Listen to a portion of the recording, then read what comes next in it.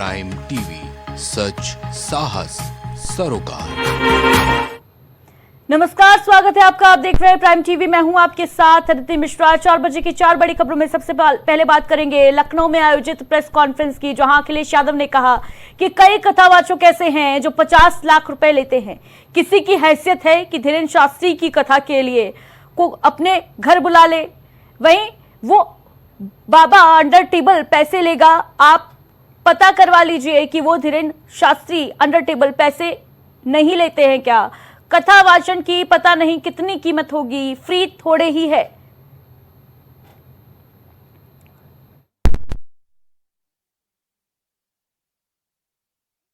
कई कथावाचक हैं जो 50 लाख रुपए लेते हैं। कोई किसी की हैसियत है कि धीरेन्द्र शास्त्री को बुला ले अपने घर कथा के लिए? कोई अंडर टेबल लेगा वो बाबा पैसे? आप पता करवा लीजिए, अंडर टेबल नहीं लेते हैं वो धीरेन्द्र शास्त्री। क्या कथा बाजने की पता नहीं कितनी कीमत होगी उनकी, फ्री थोड़े नहीं।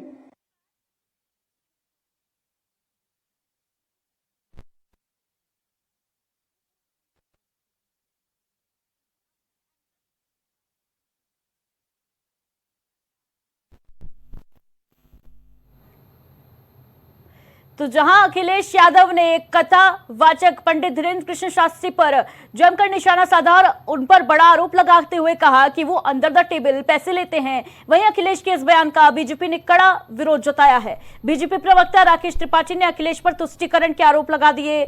सुनिए क्या कुछ कहा।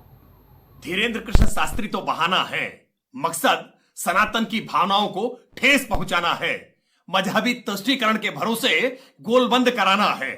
अखिलेश यादव जी जानबूझ करके धीरेन्द्र कृष्ण शास्त्री के बहाने देश के तमाम साधु संत कथावाचकों का अपमान करने की चेष्टा कर रहे हैं, क्योंकि उनको लगता है कि इनके इस अपमान से एक मजहबी गोलबंदी होती है, मजहबी तुष्टीकरण होता है, और इसीलिए जानबूझ करके उनकी पार्टी के नेता कभी धर्म ग्रंथों को लेकर टिप्पणियां करते हैं, कभी साधु संतों को लेकर टिप्पणियां करते हैं, कभी भगवा पर टिप्पणियां करते हैं, और कभी कथावाचकों को लेकर के, जाति को लेकर के टिप्पणियां करने का काम करते हैं।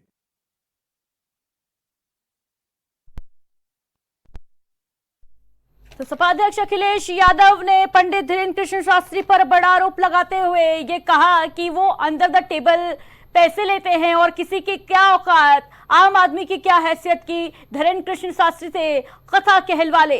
कथा की फीस पर ये जो बयान सामने आया अखिलेश यादव का, इस बयान पर बीजेपी भी हमलावर हो गई।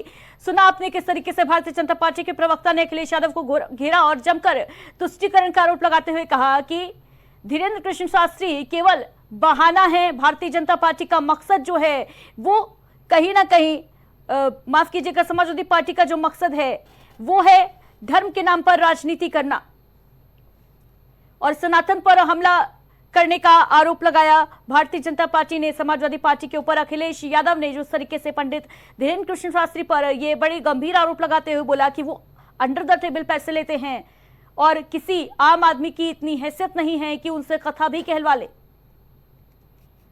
अखिलेश यादव के इस बयान के बाद जहां एक तरफ संत समाज में भारी नाराजगी है, तो वहीं दूसरी तरफ भारतीय जनता पार्टी भी समाजवादी पार्टी पर हमलावर है और सीधे तौर पर सनातन पर हमले का आरोप समाजवादी पार्टी पर लगा रही है।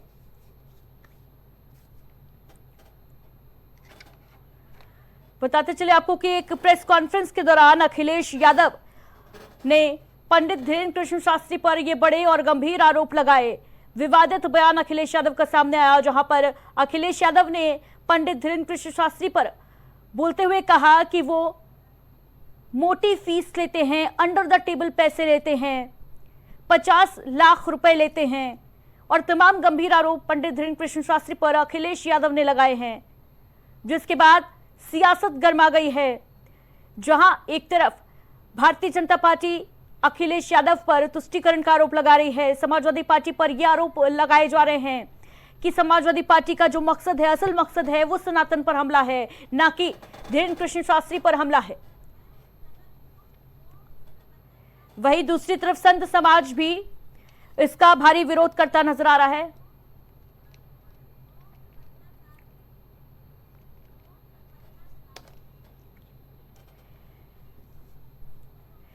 तो अखिलेश यादव का बेहद विवादित बयान ये सामने आया, जहां पंडित धीरेन्द्र कृष्ण शास्त्री पर अंडर द टेबल पैसे लेने का आरोप और कई विवादित बयान पंडित शास्त्री के बारे में अखिलेश यादव ने दिए, इस पर जहां सियासत शुरू हो गई है, वहीं ज्यादा बातचीत के लिए हमारे साथ इस पर अयोध्या से महाराज हमारे साथ जुड़ रहे हैं, जगत गुरु ओम प्रपन्नाचार्य जी। बहुत बहुत स्वागत है आपका सबसे पहले ओम जी प्राइम टीवी पर। धन्यवाद जी। ओम जी, क्या आप तक हमारी आवाज पहुंच पा रही है? जी जी, सुन रहा हूँ जी। ओम प्रपन्नाचार्य जी, ये जो बड़े गंभीर आरोप अखिलेश यादव ने लगाए हैं पंडित धीरेन्द्र कृष्ण शास्त्री पर, क्या कहेंगे इस पर? अखिलेश यादव के पास कोई विषय है नहीं। सनातन पर आरोप लगाना ही इनका कार्य बन गया है और इनको लगता है कि सनातन का विरोध करके हम मुख्यमंत्री बन जाएंगे। सनातन का विरोध करने से कुछ नहीं पाने वाले हैं और जातीय दंगे भड़काने पर इन पर तो आरोप लगकर इन पर FIR होनी चाहिए। जातीय दंगे भड़का करके शांत भारत को, सनातनियों को जबरदस्ती झगड़े में डाल रहे हैं। इसलिए हम सब इनका प्रबल विरोध करते हैं। निंदनीय है, इनका कृत्य अति निंदनीय है। बिल्कुल बिल्कुल। जगत गुरु महाराज, आपसे ये भी जानना चाहूंगी मैं कि जिस तरीके से बीते कई सालों में ऐसा देखा गया है और आज के दौर में जो राजनीति है, कहीं ना कहीं अब टारगेट जो है वो संत समाज में बनता नजर आ रहा है। कई ऐसे बयान सामने आ चुके हैं जहां पर सीधे तौर पर जो एक वर्ग है, चाहे वो हम हिंदू की बात करें चाहे मुस्लिम की बात करें, इन वर्गों के बीच में जो लड़ाई है उसको आगे बढ़ाने के लिए कहीं ना कहीं राजनीतिक दल जो हैं वो अब संत समाज को भी टारगेट कर रहे हैं। क्या कहेंगे इस पर? देखिए, इसमें जो मुस्लिम वर्ग है, मुस्लिम वर्ग का पक्ष लेकर के इन्होंने अब तक राजनीति की। अखिलेश ने सनातन का विरोध करते आए। इनके पिता ने कार सेवकों पर गोली चलवाई, जग जाहिर है, सब जानते हैं। और ये भी विरोध में आज तक राम मंदिर का दर्शन करने नहीं आए। इनका काम केवल सनातन को बदनाम करके, सनातन के विरुद्ध बोल करके, ऐसे कार्य करके सोच रहे हैं कि हम पुनः सत्ता में आ जाएंगे। तो ये इनका मुंगेरी लाल का स्वप्न है जो कभी पूरा नहीं होने वाला है। ये सनातन को कमजोर करने का कार्य कर रहे हैं। इसलिए साधु संत समाज पूरा इनके विरोध में है और इसलिए ये संतों की निंदा करना, उन पर विभिन्न प्रकार के आरोप लगाना। धीरेन्द्र शास्त्री जी पर आरोप आया कि 50 लाख रुपए लेते हैं, इनसे पूछे कितना, इन्होंने कितना दिया है। तो ये लोग सत्ता में बैठ करके लूटते रहें, उस पर कोई न बोले।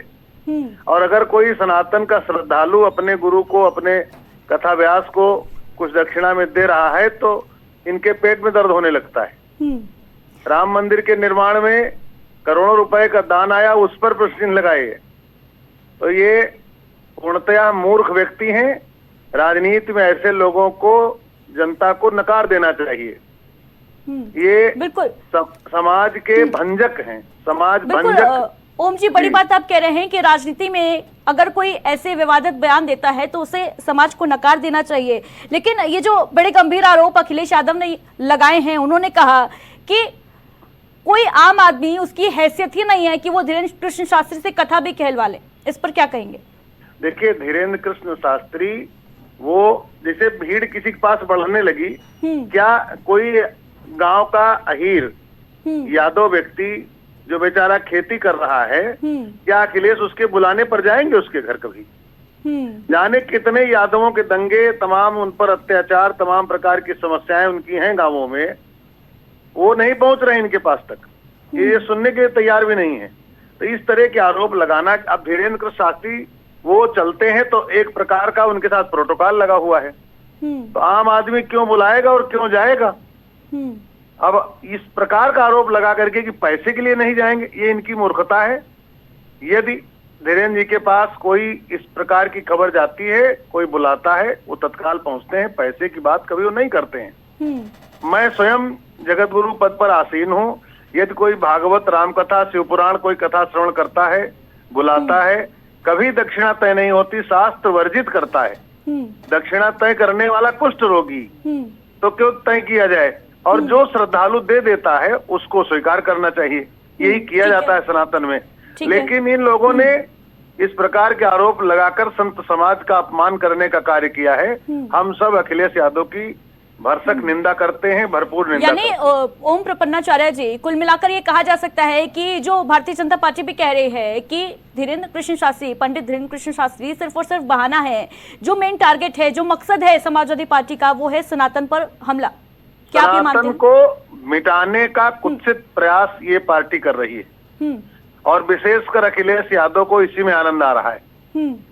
तो सनातन अब तक ना मिटा, कभी रावण के अत्याचार से, कंस के पापाचार से, इस्लाम के अत्याचार से, तो वो सनातन क्या मिटेगा अखिलेश के इस प्रकार के व्यवहार से? ये कुछ नहीं कर पाएंगे। लेकिन ये जिस प्रकार से सनातन की निंदा करते हैं, स्वयं सनातनी होने के बाद सनातन की निंदा करते हैं, इसलिए इनको शर्म आनी चाहिए इस तरह के वक्तव्य देते हुए। बिल्कुल बिल्कुल महाराज जी, इस तरीके का वक्तव्य देने से किसी भी पॉलिटिकल पार्टी को, किसी भी राजनीतिक दल को बचना चाहिए। अब ये आरोप लगा रहे हैं कि इटावा में कथावाचक यादव था इसलिए मारा गया। अब इस मूर्ख से कोई ये नहीं पूछने वाला है कि हेमराज यादव कथा व्यास, आरती यादव कथा व्यास, मयंक यादव कथा व्यास, ये जाने कितने यादव कथा व्यास ब्राह्मण क्षत्रिय वैश्य सबको कथा सुना रहे हैं। कभी किसी ने किसी पर हमला नहीं किया। आखिर इटावा में ऐसी घटना क्यों हुई? या तो इनका षड्यंत्र था इसमें, या वो किसी प्रकार का दुष्कृत्य जो रेणु तिवारी जी ने बयान दिया कि उन्होंने इस प्रकार की हरकतें किया घर के अंदर बैठकर, इस कारण से विरोध हुआ। अब उसको जाति रचना में दे करके, और कोई मुद्दा इनके पास है नहीं, तो सनातन को बदनाम करने का कार्य करके और इसी में वोट मिल जाएंगे। ये इनकी भूल है। बिल्कुल ओम प्रपन्नाचार्य जी, बड़ी बात आप कह रहे हैं कि सनातन को बदनाम करके अब वोट हासिल करने की होड़ में राजनीतिक दल लगे हुए हैं, और यही वजह है कि समाजवादी पार्टी इस तरीके की ऊटपटांग बयानबाजी कर रही है। जनता इस बात को खूब अच्छे समझ रही है और सनातन धर्म भी समझ रहा है, समस्त साधु महात्मा समझ रहे हैं। बिल्कुल, इसका जवाब इनको 27 में मिल जाएगा। जी, हमारे साथ जुड़ने के लिए इस खास चर्चा में बहुत बहुत शुक्रिया आपका।